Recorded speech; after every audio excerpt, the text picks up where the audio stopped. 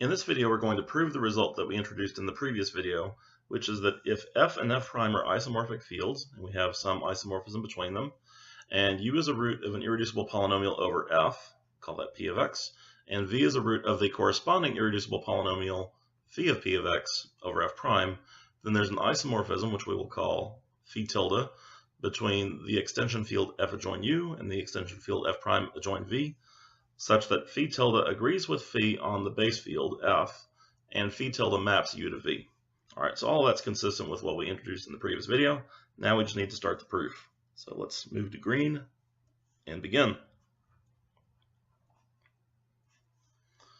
Alright, actually before we begin, let's just do a little game planning here.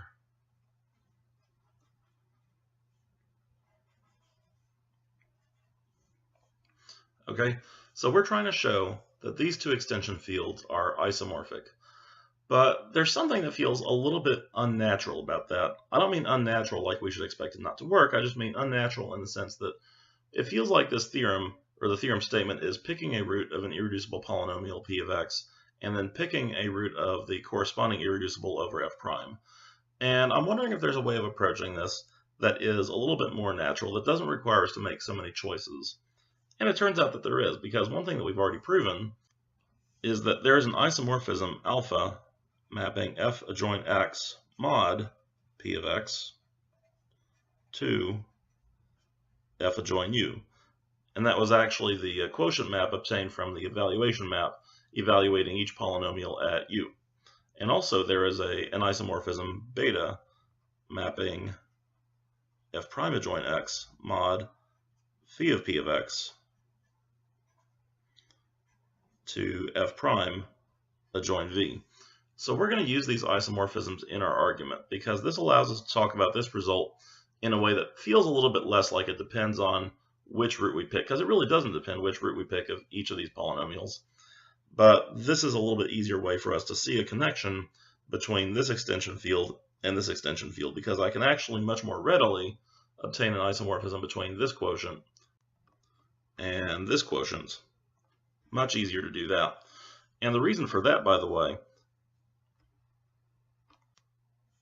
is that when we look at these two quotient rings, fx mod p of x, f prime x mod phi of p of x, those quotient rings both begin with polynomial rings, f adjoin x and f prime adjoin x. And we already talked in the last video about an isomorphism between those. The isomorphism is just take every coefficient from f, map it to the corresponding coefficient in f prime, and then leave the indeterminate alone. So just take x to x. That gives us an isomorphism between these. And I think that without too much trouble, we will be able to quotient that down into an isomorphism between this quotient ring and this quotient ring. So just to give a diagram of our game plan here, here's the idea. We began with two fields, f and f prime, that are known to be isomorphic, and the isomorphism between them is called phi. In the last video, we used those to obtain, or at least talk about, an isomorphism between f of x and f prime of x. We also called that isomorphism phi, but here we might call it something different, like might call it phi bar. All right, now from that we can obtain an isomorphism between the quotient rings fx mod p of x and f prime x mod phi of p of x. We'll talk about how that works in just a minute. So there will be an isomorphism between those as well. And I'm going to make double arrows on these just because isomorphisms can run either way. Now the induced isomorphism between the quotient rings I'm also going to call phi bar just because I'm running out of different symbols to use. But I feel like it's okay to use the same name there because that's really just going to be obtained by taking a quotient of the above isomorphism. Okay, and then finally we have these other extension fields, f adjoin u and then f prime adjoin v. And we know there are isomorphisms between these and the quotient rings as well. So there is the map alpha, which takes the quotient ring f adjoin x mod p of x to f adjoin u, and that's an isomorphism, so I'll put a double arrow there. But I'm going to make a little arrow here denoting that alpha goes that way. And there's also a beta going this way between f prime adjoin x mod phi of p of x and f prime adjoin v. Okay, so if that wasn't confusing enough, I'm just going to make a little note here that this isomorphism, phi bar between the polynomial rings, is obtained from the isomorphisms of the base fields. All right. So I wish I knew a better way of making this graph planar, making the things not cross each other. That's unintentional. Okay, so this is a diagram of how the proof is going to work. And I realize that's awfully confusing looking, but I think it actually is going to help clean up some of our thinking about the proof. All right, so I'm just going to put a little cloud around that. We're going to zoom way out and then begin writing the proof. Like way out. Okay, there we go.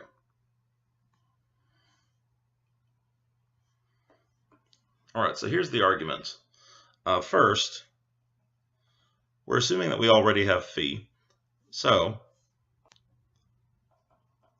let phi bar be the isomorphism fx to f prime x induced by phi. And the isomorphism is phi of a naught plus a1x. So I'm just going to show how to map through any arbitrary polynomial. The image of that is going to be phi of a naught. I just map each coefficient through the isomorphism of f to f prime. Phi of a1, x, etc. up through phi of am, x to the m. That's my isomorphism. That's phi bar there. Notice this here should be phi bar. Okay, so phi bar is the isomorphism between the two polynomial rings. From this we can get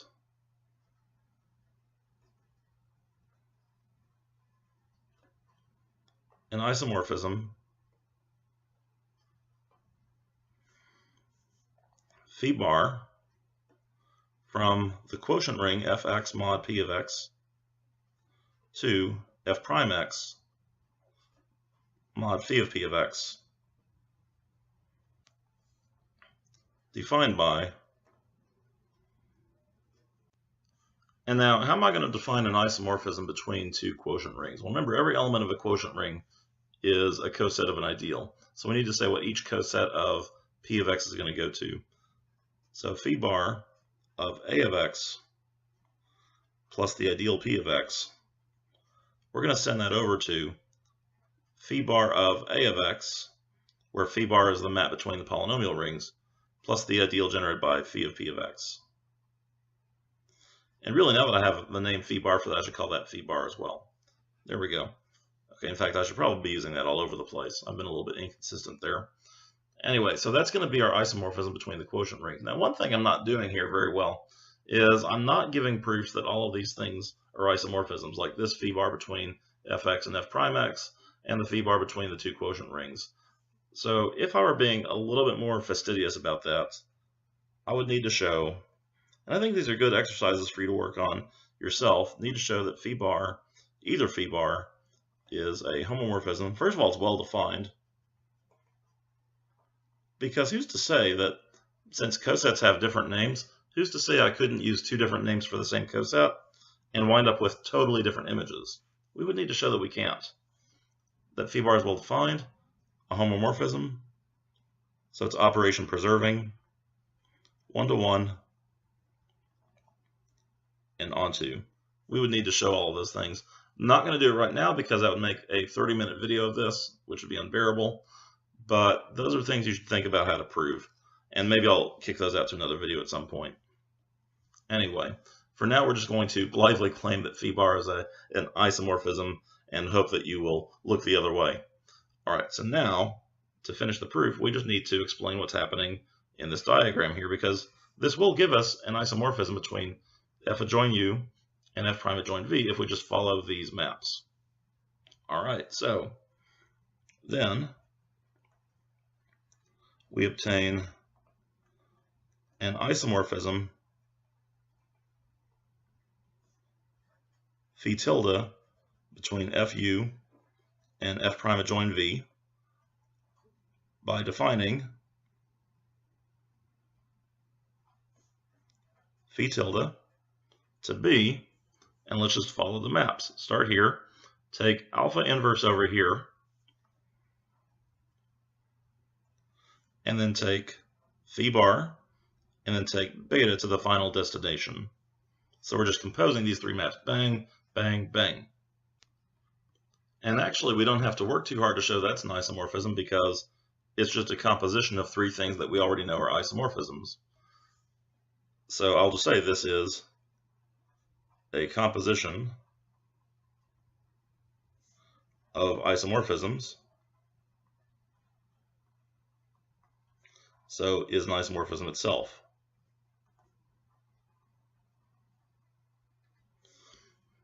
And that might seem like that's the end of the proof, but remember, we made a couple of additional promises about what phi tilde would do. We said phi tilde would agree with phi on F, and also that phi tilde would map U to V. So we need to prove that those two things happen as well. All right, so let's move around a little bit here. I don't want to move this whole diagram out of the frame, so I'm just going to try and shrink a little bit and hope that that gives us enough room to work. All right, so let's block that off. Okay, so next part of the proof. Is our phi tilde consistent with phi on F?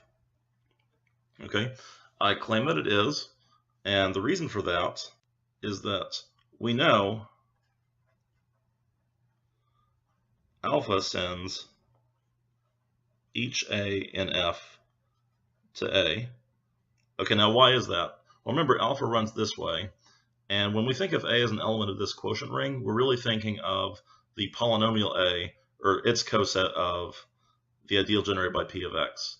And we're evaluating each polynomial at X equals U. When we take a constant polynomial A and evaluate that at X equals U, it's just like, I didn't really need the value of X. The answer is just A. So that evaluation map sends A over to A. And then phi bar does something to A, but phi bar is just going to take A to whatever phi of A was. That's our definition of how this map behaved. So phi bar maps A to phi of A, and finally beta maps phi of A to itself, because again, that's an evaluation map. One thing I should have mentioned here is it's important that alpha sends each A to A, but really we care about what alpha inverse does, but alpha inverse will do the same thing. Okay, so following the composition of those three maps, alpha inverse sends A, an element of F, to itself. Phi bar sends A to whatever phi of A is, and then beta sends phi of A to itself. So the whole composition sends A to phi of A, which means this entire composition map behaves in a way consistent with phi on elements of F. So phi tilde of A is equal to phi of A for every A belonging to F. Cool. So one more thing, we need to check that phi tilde sends U to V. So let's just see what happens. Let's use the diagram to guide this. So we have some U here. That's an element of F adjoint U. And then what does alpha inverse do to that? What is the thing from this quotient ring which gets mapped to U? Do you remember? Well, what polynomial can we evaluate at X equals U and obtain U? The answer to that is the polynomial X. And we're going to take that entire coset there. So that's going to be the isomorphic image of U under alpha inverse. And then our map phi bar is just going to send that over to X plus this coset, or this ideal, phi of P of X. There we go. And then finally, the map beta is going to evaluate that polynomial at V. So beta is going to send that to V. So as desired, the composition of these three maps sends U to V. We know that phi tilde of U is going to be, and let's just write out the composition, beta of phi bar of alpha inverse of U. And I'm just going to write down the same thing that we showed in the diagram.